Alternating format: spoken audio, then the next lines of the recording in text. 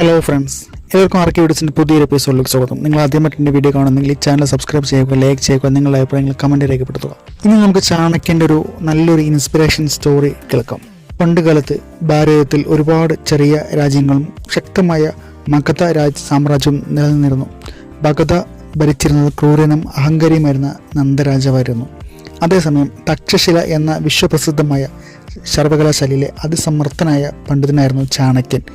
വിഷ്ണുഗുപ്തമെന്നും കൗട്ടില്യമെന്നും ഇദ്ദേഹം അറിയപ്പെട്ടിരുന്നു.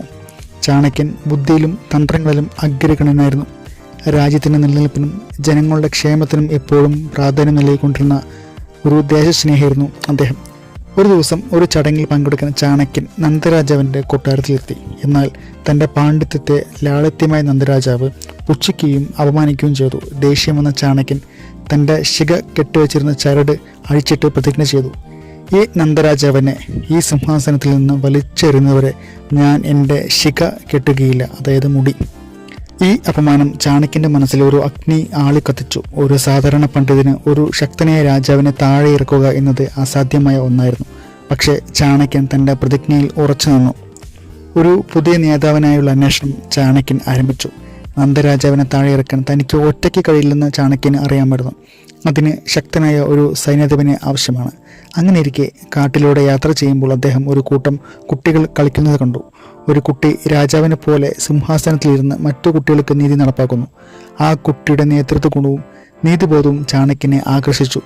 ആ കുട്ടിയായിരുന്നു ചന്ദ്രഗുപ്തൻ, ഒരു സാധാരണ ഗോത്രത്തിൽ ജനിച്ചവൻ.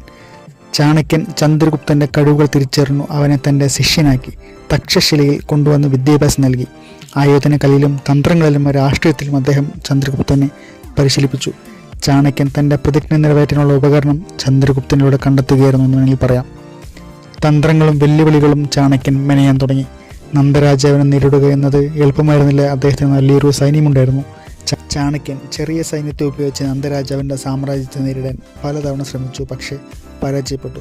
സൈനികർക്ക് ഭക്ഷണം കിട്ടാതെയും പലപ്പോഴും തോൽവികൾ ഏറ്റുവാങ്ങേണ്ടി വന്നു. ഒരു ദിവസം വിശന്നു വലഞ്ഞ ചാണക്യൻ ഒരു വീട്ടിൽ അഭയം തേടി. അവിടെ ഒരു സ്ത്രീ തൻ്റെ കുട്ടിക്ക് ചൂടുള്ള കഞ്ഞി വിളമ്പുന്നത് കണ്ടു. കുട്ടി കഞ്ഞിയുടെ നടുവിൽ കൈയിട്ടപ്പോൾ കൈ പൊള്ളി. അപ്പോൾ ആ സ്ത്രീ പറഞ്ഞു, നീ എന്താ ചാണക്യനെ പോലെയാണല്ലോ ചെയ്യുന്നത്? ചൂടുള്ള കഞ്ഞി നടുവിൽ നിന്ന് കഴിക്കാതെ അരികിൽ നിന്ന് കഴിക്കണം.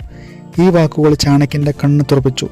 താൻ നേരിട്ട് മഗധയുടെ ഹൃദയഭാഗത്ത് ആക്രമണം നടത്തിയ തെറ്റായിരുന്നു. ഒരു സാമ്രാജ്യത്തെ കീഴടക്കാൻ അതിൻ്റെ അതിർത്തികളിൽ നിന്ന് പതിയെ മുന്നേറണം. ഈ തിരിച്ചറിവ് അദ്ദേഹത്തിന് ഒരു പുതിയ തന്ത്രം നൽകി. അദ്ദേഹം തൻ്റെ സൈന്യത്തെ ശക്തിപ്പെടുത്തുകയും ചെറിയ രാജ്യങ്ങളെയും ഗോത്രങ്ങളെയും ഒന്നിപ്പിക്കുകയും ചെയ്തു.